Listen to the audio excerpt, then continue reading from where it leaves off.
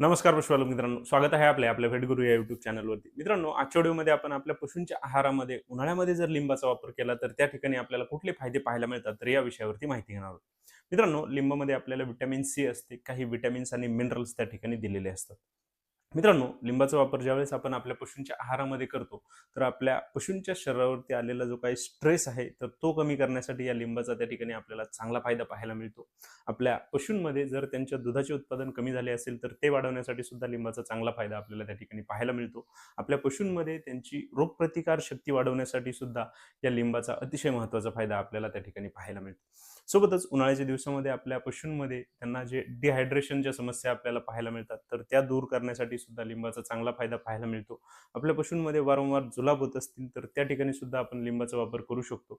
आपल्या पशूंमध्ये जर त्यांना त्यांच्या शरीरामध्ये पाण्याची कमतरता जाणवत असेल तर त्या ठिकाणी सुद्धा आपण लिंबाचा वापर आपल्या पशूंमध्ये करू शकतो. मित्रांनो, आपल्याला जर या विषयावरती सविस्तर माहिती पाहिजे असेल तर त्याचा व्हिडिओ आपल्या यूट्यूब चॅनलवरती अपलोड केलेला आहे. आपण तो नक्की पहा. धन्यवाद.